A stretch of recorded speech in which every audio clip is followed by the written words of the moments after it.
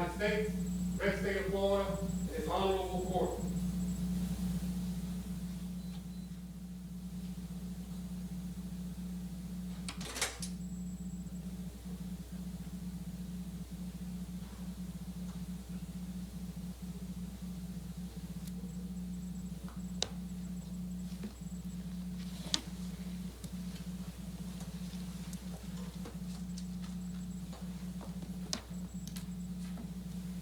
Ladies and gentlemen, Supreme Court of Florida, please be seated.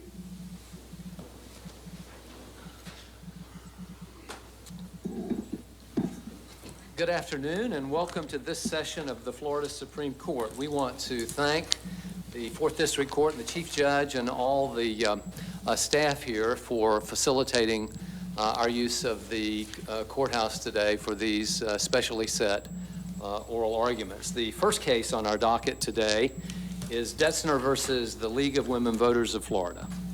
Counsel?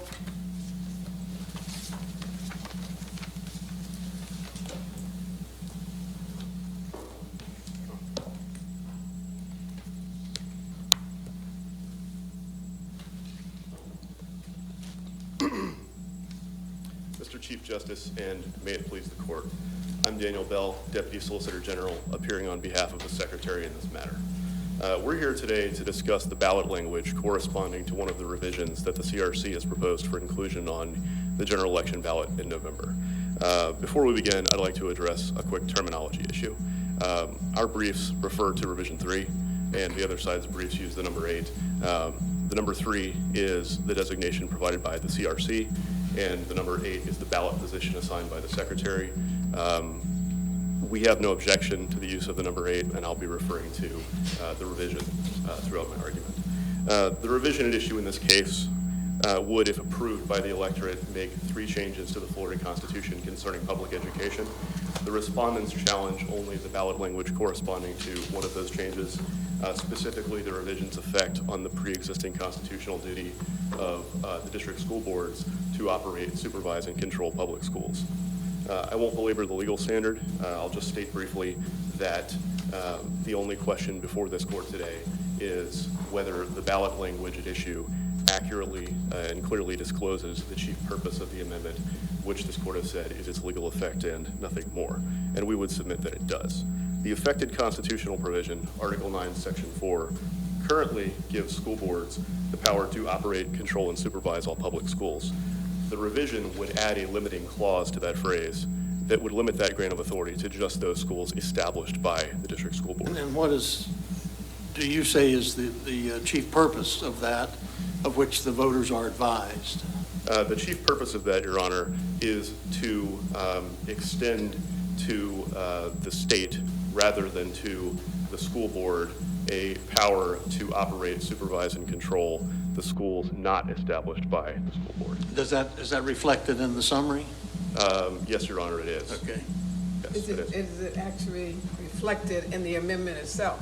Does the amendment itself say that the state would now have control of, the state would operate, all those other terms that are in there, schools that are not established by school districts? No, Your Honor, that's a very good question. The revision itself would be silent. It would leave the Constitution silent as to who shall operate, supervise, and control schools that are not supervised by the school board. So what is the voter to think, and who would have control of any schools not operated, not established by the school district? So if a voter is reading that, who is the voter to think is going to operate some other kinds of schools? I'm sorry, Justice Quince. Let me back up a step and just make sure that we're on the same page. So only the ballot language, the clarity of the ballot language is at issue here. The ballot language tells the voter that the revision, if approved, will permit the state to operate, supervise, and control these schools. And the revision itself has that legal effect. We're not to look at the actual amendment itself to see if what is in the ballot reflects what is in the amendment? So the revision itself, if I understand Your Honor's question, It's correct that the ballot language includes this phrase that does not appear in the revision, but that revision is not what is before the electorate. That phrase doesn't, but is there any reference in the actual amendment itself that reflects that? No, Your Honor, there's no direct language to that effect, but by leaving the Constitution silent as to who shall operate, supervise, and control the schools not established by the school board, like many statutes, the legislature would be able to operate in that gap, and that is precisely what the ballot language discloses to the voter. Let me ask you this amendment, assuming it's passed on, is election the 7th or the 8th of November? One of those days, I believe. Okay, so Give me on the spot there. so the amendment is approved, okay? When does the legislative session start next year? It would be either January or March, one of those. And if I wanted to establish a school, what would I do before the legislature acts? I would be able to say I have a school and I don't have to go to the school board. Who would I go to? I'm sorry, are we referring to, is Your Honor referring to? Talking about in the interim before there's anything done by the legislature. I'm sorry, is Your Honor asking who currently establishes public schools? Is that the question? Yes. Okay, I'm happy to address that. As I read the statutes, so the Florida Constitution is silent as to who shall actually establish public schools. That question is left to the legislature, and the legislature has provided in section 1003.02 that the public schools within a given school district must be established by the school board. And Must be what? I'm sorry, it must be established by the school board for that district. And the phrase used in the statute is the public K through 12 schools, and that would include all of the variety of public K through 12 schools provided by statute. See, my problem with this, and it was, I think, what the circuit court zeroed in on, is whether the ballot title and summary establishes the, I think it's called the true meaning of the amendment. And it is pretty clear from looking at the briefs that the true purpose was to take away responsibilities from the school boards and transfer it to either the legislature, the state, to a private commission. And I've looked at this. I keep on going back and forth between the title and the actual amendment, which is very, as you say, almost, so simple in what it says, to see how a voter would know that what we're really talking about are the charter schools, the supervision of charter schools would be transferred from school boards to some other entity not really known to anyone. So why is that not misleading as to the chief purpose of that part of the ballot summary is, and what's your answer to that? I apologize. I'll have to answer Your Honor's question in a couple of parts. That's a fairly complex one that I think. Well, it's really at the heart of what the circuit court found, and what the appellants say here is that it's fine if this is what the Constitutional Revision Commission wanted to do, was to take away power from the school boards and transfer it to the state. That is a valid decision, but the voters need to know that is what is in fact happening, so they know how to cast an intelligent vote. Your Honor, I think that actually that effect is precisely what the ballot language communicates, that it is maintaining the school board's responsibility as to certain schools. Well, first of all, it uses the word established, which is nowhere in anything before or before. What does that even mean, established? So we think, Your Honor, that establish has a very plain dictionary meaning, which means to create or to institute. That term actually is used throughout the education code. And section 1003.02, which I referenced earlier, actually uses the word establish and says that the district school boards will establish the schools within their district. So I think it's fair to understand that the voter would be aware of that statutory background. This court's precedents, in fact, presume that the voter will be aware of the relevant statutory background. That term actually does appear in the education code. And for example, charter schools have been, to date, established by the district school board.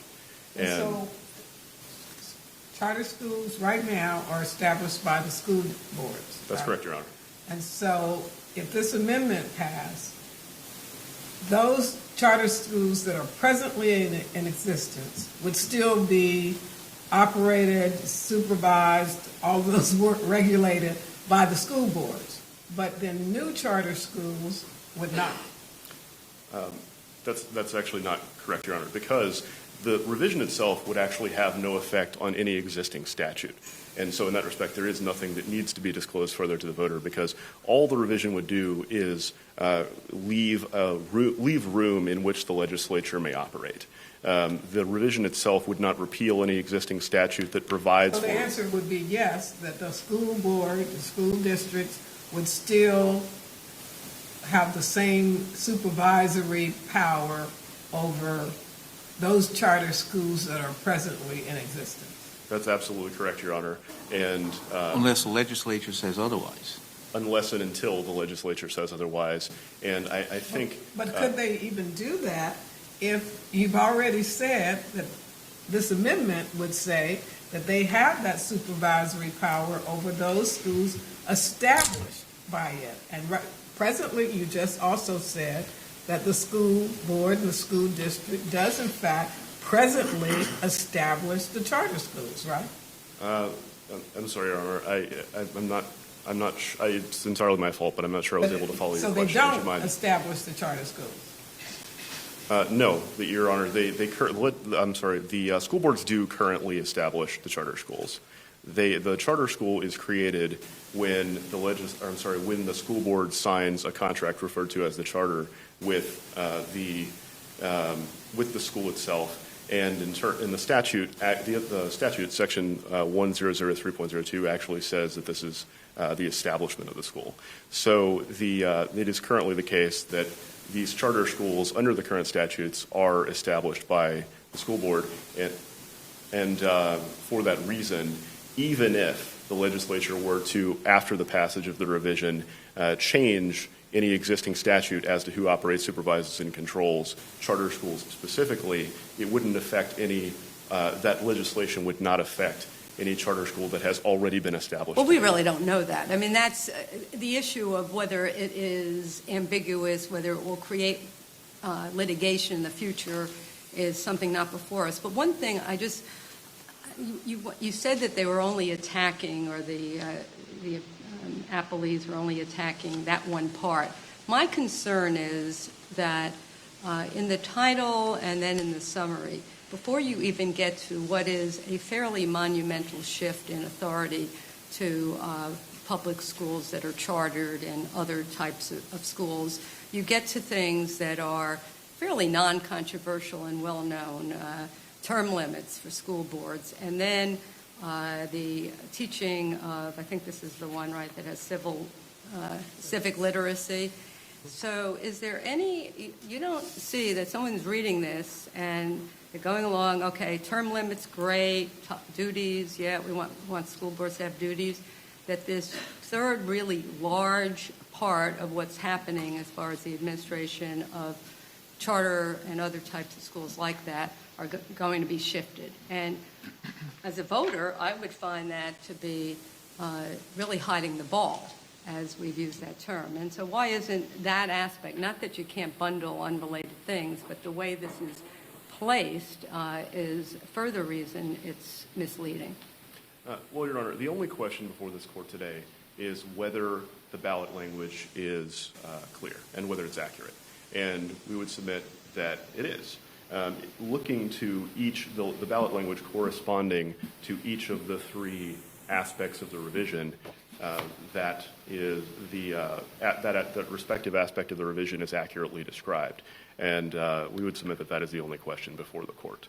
The argument that the respondents have made in their briefs, and the court below erred by accepting this argument, is that by bundling the otherwise defective language together with a couple of other proposals, the CRC was effectively hiding that defect. But that argument actually depends entirely on the defect itself, and for the reasons we've discussed and the reasons that are discussed in our briefs, we think that there is no defect, and that bundling argument is entirely coextensive with those arguments and therefore fails as well. I'm not sure I still heard an answer to the question as to why the positioning doesn't create an ambiguity. Well, Your Honor, I think the question of bundling and the question of clarity are separate inquiries. You don't think you can ever be coextensive, the two? Well, Your Honor, it's entirely possible that there may. It's entirely possible that there may. That's the question I think has been posed to you: is why the positioning here is not one of those in that category. Well, Your Honor, the respondents have not offered any reason, and the court below found no reason why any of the ballot language corresponding to the other two aspects of the revision, the civic literacy and the term limits, would render the ballot language corresponding to the change to the school board power to operate, supervise, and control schools, why there was any interaction there that would cause that language to be misleading.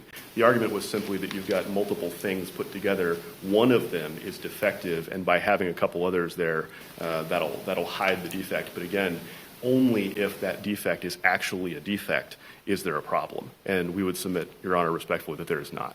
And you do agree that the standard is that the chief purpose must be set forth in the summary? That's correct, Your Honor. And would you tell me the words that demonstrate the chief purpose? Certainly, Your Honor. It's the revision, if adopted, I'm quoting here, would permits the state to operate, control, and supervise public schools not established by the school board. And what does not established by the school board mean? Respectfully, Your Honor. Do we know from looking at the ballot? I don't think we necessarily know exactly how that phrase would apply at the meets and bounds. And what I would say in response, Your Honor, is that is the same language used in the revision itself. But here's the problem again, and when you say this chief purpose, is this a 75-word ballot summary? I apologize. I Somewhere, haven't counted. It's probably close. You're reading along. You're a voter. You're about to vote on several, 8, 10, whatever it is, constitutional amendments. You're reading along term limits like that, civic literacy like that, the duties of the school board, they got to operate. And then you don't get until the very last 1.5 lines to what you say is the chief purpose of this amendment. And it would be so easy to put it in there to not mislead the voter. That's what I'm concerned about, is why it was written like this, why it was bundled like this, and say, well, we only have 75 words. But if that's the chief purpose, it's at the very end of the 75-word limit, isn't it? It is the last clause. That's absolutely correct. But that's the chief purpose, is what the state is saying. Well, no.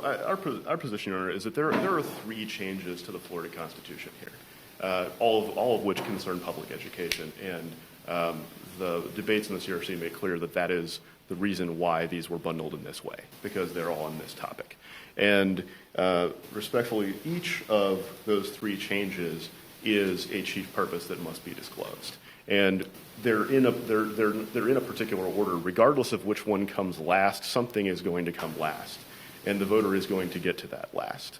In this instance, this is just the way that it was assembled, and I don't think there's anything in the record to support that the CRC was trying to hide the ball.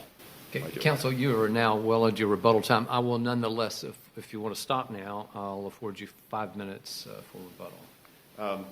Yeah, thank you very much, Your Honor.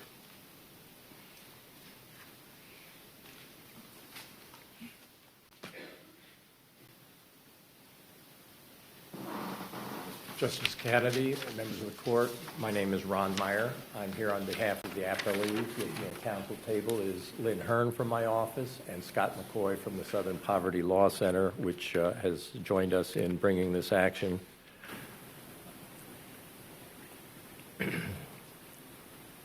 There's nothing that is perhaps more well established in this area of the law than the fact that the ballot title and summary has to be viewed through the lens of the voter who's showing up at the voting booth to cast an informed ballot on a constitutional amendment. That ballot summary has to be written in clear and unambiguous language, and it has to be an explanatory statement of the chief purpose of the measure. When such wording selections render a ballot title and summary deceptive or misleading, the law requires that such proposal be removed from the ballot. That was this court's decision in the Slough case. There is no definition in the Constitution of Florida as to what is a public school established by the school board. There's just simply a new category that's being carved out of what has been the wall-to-wall authority conferred by Article 9, Section 4 of the Constitution, that local elected school boards shall control, operate, and supervise all schools in the state. On that point, which I think is correct, I think you're absolutely correct, this is a new category, wouldn't the voter who is examining the summary understand that point? They would first understand from what's in the summary on this part of the proposal that school boards now have duty, and I think we would implied with that would be authority with respect to all public schools. That's in there, right? We believe that's in there. The state hasn't taken that position in its brief. Today he said there's a statute that says they have that. I'm talking about what's in the summary. I'm talking about what's in the summary. They would understand from the summary. I mean, because you look at it there, and it says that. It says it maintains the school board's duties to public schools it establishes. Well, no, I'm not talking about that. It says currently school boards have a constitutional duty to operate, supervise, and control and supervise all public schools. So correct. You've got this disclosure here that the school boards have this authority with respect to all public schools, and then that's followed by the statement that this amendment is going to create something new, and which will permit the state to operate, control, and supervise public schools not established by the school board. So it seems like to me a voter reading that is going to understand, a voter would have to understand, this is going to take away something from the school boards, which is what it would accomplish. Isn't that correct? Well, here's the problem with that rationale. That's not what the amendment language does. The amendment language says the school board shall operate, control, and supervise all free public schools established by the district school board within the school district, period.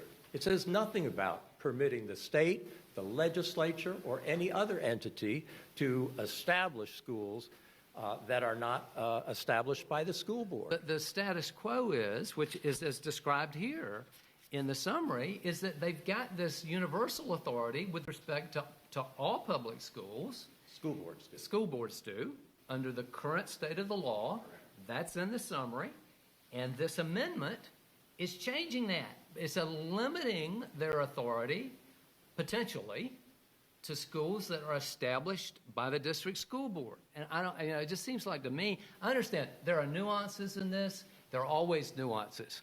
There are always things that somebody might not understand, but I'm having a hard time understanding why this basic point here, that something is being, some authority with respect to public schools that's currently exercised by the school boards, is being lost. Now, the legislature might not take it away from them. I guess they could still give them, do something under this amendment that would not truncate it, but it's opening up something there for the state that is not currently available. Isn't that correct? It's clearly opening something up, but what is it opening up? First of all, it's opening up something for a category of schools that's not defined anywhere. So is it your... But that's a problem. It seems to me, when you make that point, that indicates a problem you have not with the summary, but with the proposal itself. And I understand you got a problem with the proposal. I accept that, and I understand the policy reasons that people would have a problem with the proposal, and that can be fought out.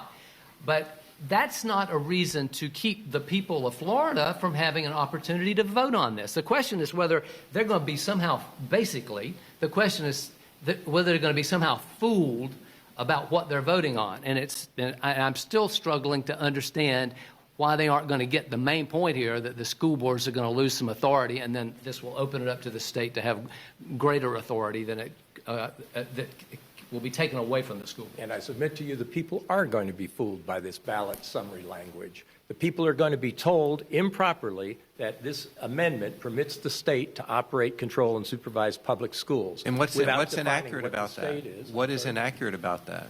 Because there's nothing in the amendment that does that, first. Secondly, what's the state? If you read the summary, it starts out saying that requires the legislature to provide for the promotion of civic literacy in public schools, but then it jumps down and says permits the state to operate, control, and supervise. Now, the appellant wants to make the state and the legislature the same thing, but that's not the same thing, Your Honor. Well, you understand that under you're saying any amendment that affects the policy-making branch of government has to explain the basic structure of our Constitution in the 75 words so that the people will understand that if there's a policy decision that has to be made, it's the legislature that's going to do that? No, Your Honor. What I'm saying is when the drafters of the summary use the term, the legislature shall do something here with respect to civic literacy, but the state shall operate, control, and supervise public schools, what is the voter who is reading that to conclude? It must be something different than the legislature. It may be the State Board of Education. It may be the State Department and it well may of be Education. because the legislature could give it to the State Board of Education. But where does it say the legislature gets to do that, Your Honor? Well, I think that, what is that, Article 2 of the Constitution? You really think that people wouldn't understand that when something refers to the state being able to do something, that wouldn't clue them into the fact that the legislature is Your Honor, I don't think have authority there? I don't think the people should be asked to guess at what's meant Well, when they use legislature in one line don't we and have to state in assume, another line. Speaking of civic literacy, don't we have to assume minimal level of civic literacy about the structure of government and the responsibility of the legislature? So to have this process make any sense at all. Otherwise, you're going to be kind of going, there's no way you could have a summary that would be adequate to explain. You'd need a textbook to explain all the things that you need to explain. That so I'm just struggling to this idea that when it refers to the state, that people aren't going to understand that would open up an opportunity for the legislature to act. Your Honor, I can only go back to the cases that this court has decided and looking at this language to determine whether the language in clear and unambiguous terms informs the voter. Do we have a case that, and we may, do we have a case that says that when the state is identified as an actor, people would not understand that would carry with it authority of the legislature? I don't know of a case that says that, no, Your Honor. We don't have any case like that. I don't know of a case like that. Well, you think you would have found it if we had it? But I'm suggesting to you, I read words. You're a good lawyer. I know you're a good lawyer. I'm quite confident you would have found it if we have it. Let me going just on the ballot summary itself, and it does appear that there is a disconnect between the ballot summary and the actual amendment, which is, as to this, is only like 5 words.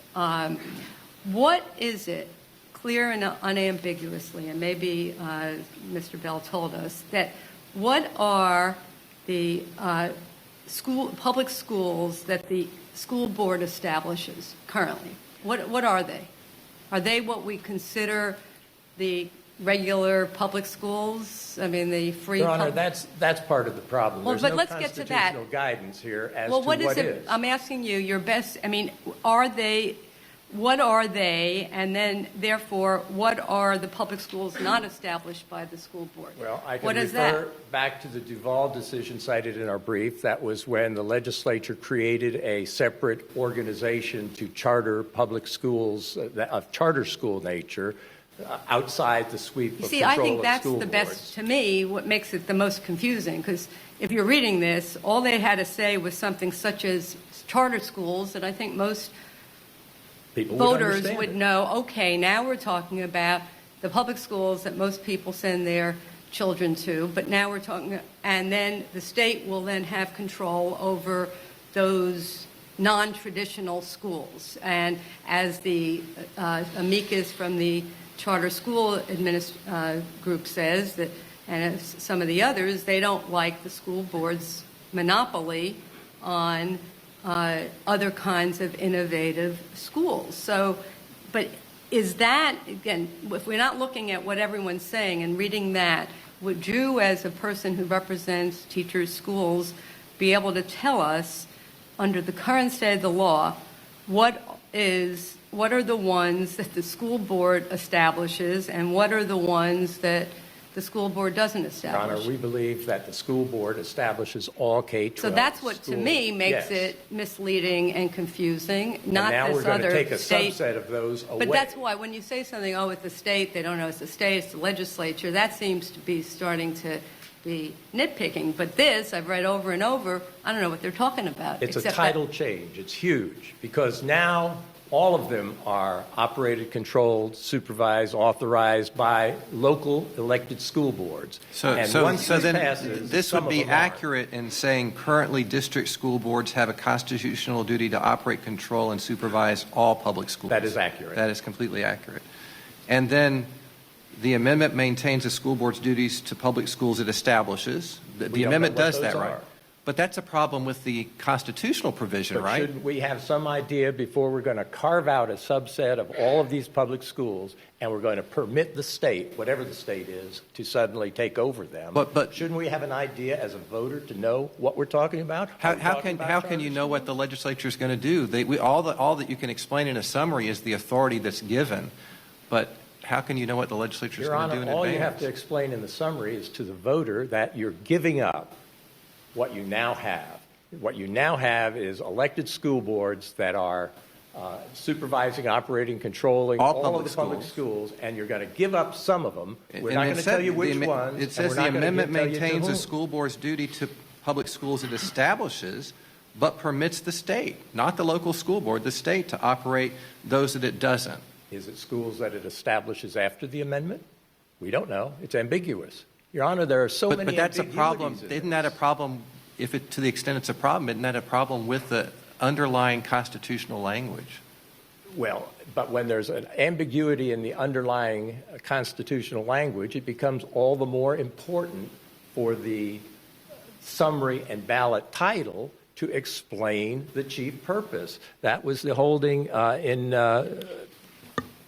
But the logic of that, if your argument is that there's an ambiguity that will be resolved in future litigation as to the constitutional language, how can a summary do anything but give you that language? Because otherwise you would have to predict that this could in the future play out this way, it could play out this way, it could play out this way. I mean, Your Honor, all we're saying is that when the voter presents and reads this ballot summary, they're not being clued in to the fact that what they have now is being substantially and in a major way eroded in a manner and to an entity that's not defined, that's not drawn any kind of normalcy in the sense that the language used, established by district school boards, isn't a word of art, isn't something that's established in the Constitution. You're changing the Constitution substantially, taking away control, and, you know, quite frankly, for the past year, the CRC has been talking about this as exclusively to overcome the Duval decision and to empower charter schools.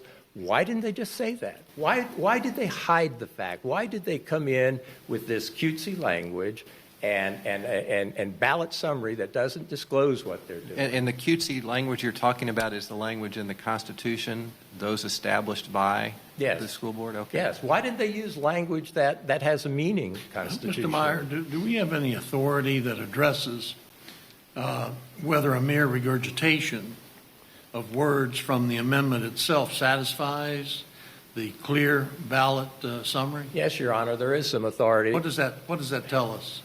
Well, what it says is the summary has to do more than regurgitate what the ballot itself says. It has to explain. It has to develop what the chief purpose and effect of this measure is. Because the voter can't go to the actual language and get the answer. In a lot of amendments, we get a summary that's a little vague or misleading. You can go to the language and find out what it means. Here, you can't do that.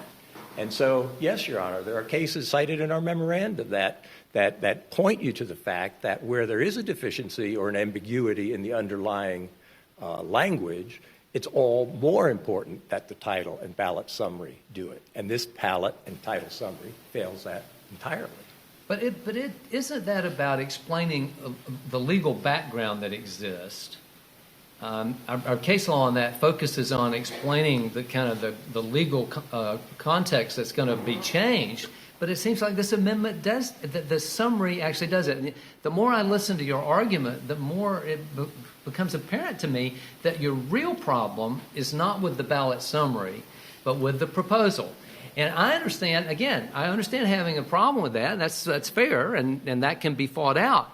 But isn't it true that this court has just precedent after precedent in this area where we say we don't look at the merits of the proposal. We're looking at the ballot summary to decide whether it is sufficient, or more accurately, whether it is clearly and conclusively defective. And your whole argument really hinges on your problems with ambiguities or uncertainties in the text of the actual amendment itself. Isn't that true? No, it's not true. Our problem, first of all, has nothing to do with the policy considerations. That's up for debate. Our problem is that the voter presenting at the voting booth is not being told what's happening here. It's not being given an explanatory purpose. And further, the way they've combined these three issues and omitted any meaningful discussion from the ballot title was done in a way that further misleads and further hides the ball when you look at the ballot summary and title here. The fact that it's titled School Board Term Limits and Duties Public Schools and goes to great length to describe term limits and the need to teach civic education and hardly anything to do with what is the major change in this amendment. We suggest to you that combining of these three issues, we're not urging a rule of law that you can't log roll. We think it's bad policy. The fine court described why it shouldn't be done, but unlike a citizen's initiative, it's not single subject. But the point is when you start combining disparate ideas like this in a way to basically camouflage and hide, you're further misrepresenting the true purpose and effect of this amendment. And that's what this ballot summary and title do. I'm totally unclear as to how anything is camouflaged here by the combining of these proposals. You've got these different discrete statements about the different proposals.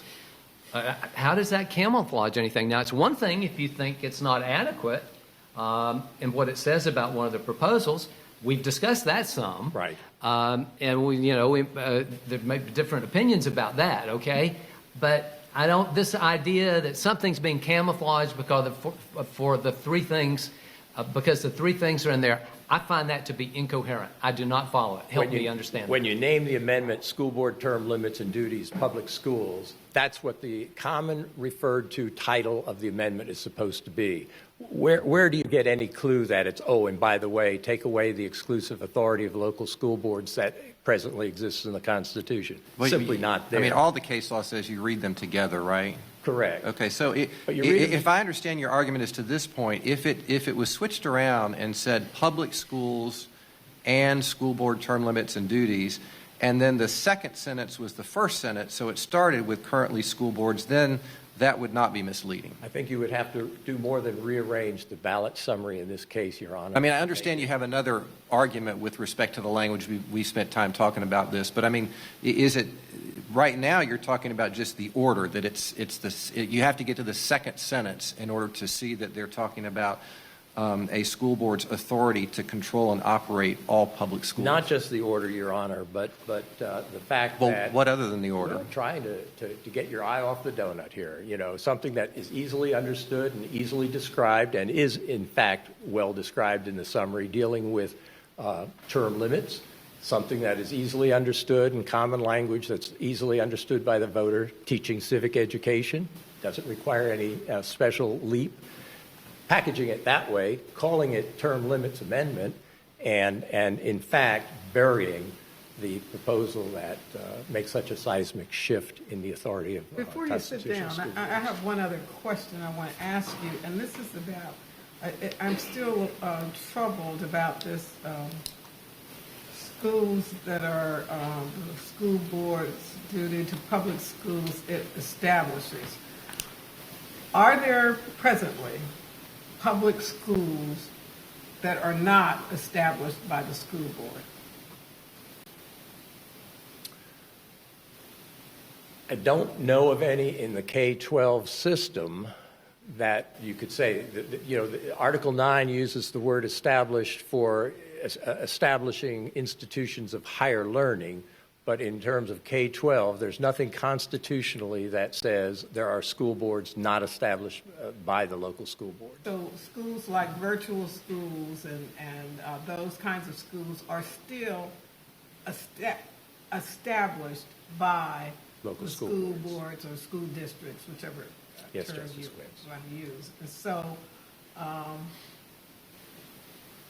I'm trying to figure out if a voter would understand from this summary that at present, it says currently districts that have a constitutional duty to operate, control, and supervise all public schools.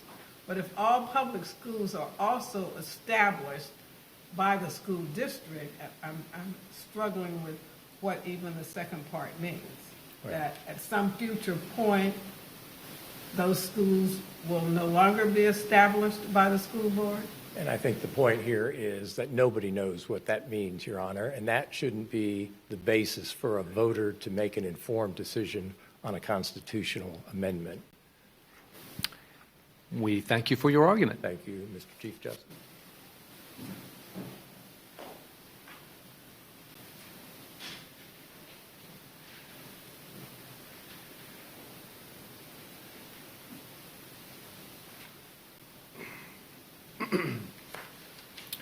Mr. Chief Justice, I'd like to briefly address what I believe to be a chief concern raised by several members of the court, and that is that voters will come to the ballot and simply not know what the phrase established by the school board means. And Justice Lewis, you asked whether we have precedent dealing with the regurgitation of a term in the amendment in the ballot language. This court absolutely does, and in particular, I would submit that this case is a very straightforward application of the Marriage Protection Amendment case. There, both the ballot language and the amendment used the phrase substantial equivalent thereof in relation to the word marriage. And the court held that that use of that same phrase in the ballot language was acceptable and would go for a vote because it was the same language as the amendment and because it was not an undefined legal term. And the court acknowledged there that while there would be, of course, questions down the road as to how exactly that phrase might apply, what are the metes and bounds of a substantial equivalent of a marriage, that those questions were not before the court because the only question before the court was the accuracy of the representation of the legal effect of the revision, and by using the same term, the ballot language did that, and we would submit that that is exactly the case here.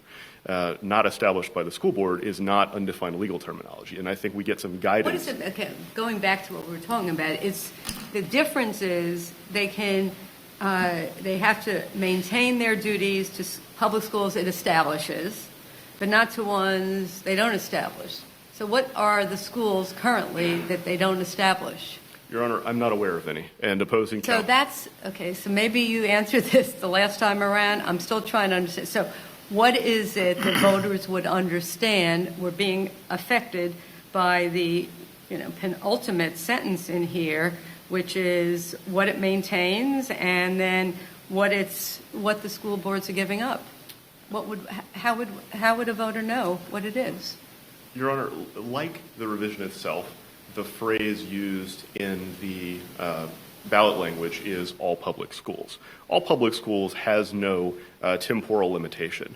I would submit that the revision here is entirely, as far as I understand it, forward-looking, as we've established on both sides. Would it mean that even if it's not a traditional public school, if the state comes in and says, we're going to establish more magnet schools, not charter schools, we're just going to operate more other types of public schools, IB schools, School of the Arts, can they come into a community and establish those schools? Pursuant to this revision, Your Honor, the legislature would be able to do that so long as it has provided for the establishment of those schools in some way other than by a school board. That's exactly correct. So if they wanted to fund like lots of good public school education, they could come in and into a school district and do so.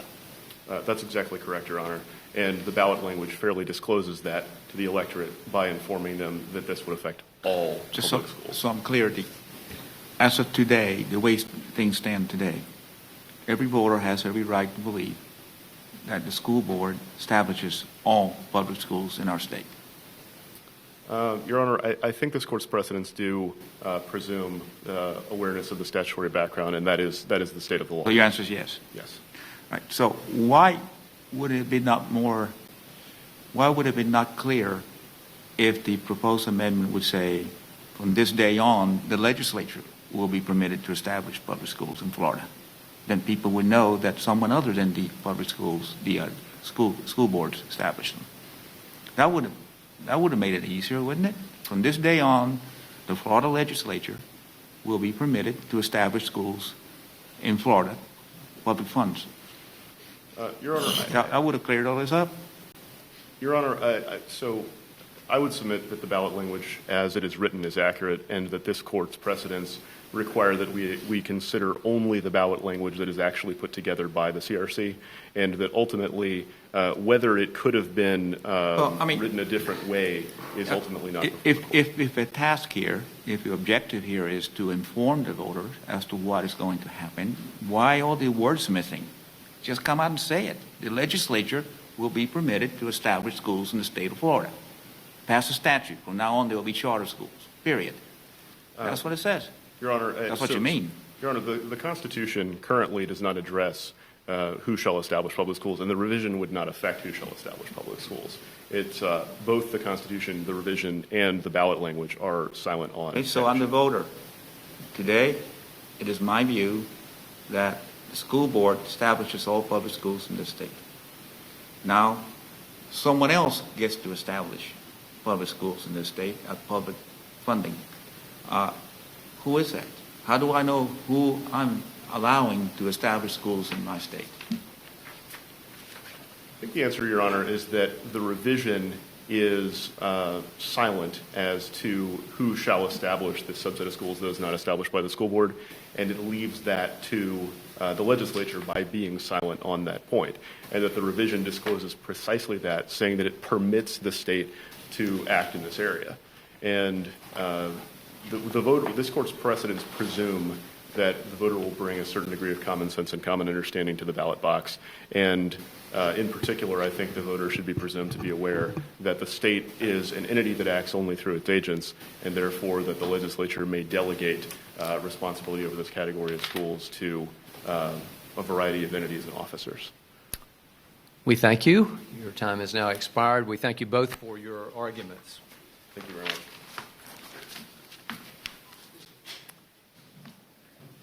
We will now move to the second case on today's docket. Consolidated cases of Department of State versus Hollander and Department of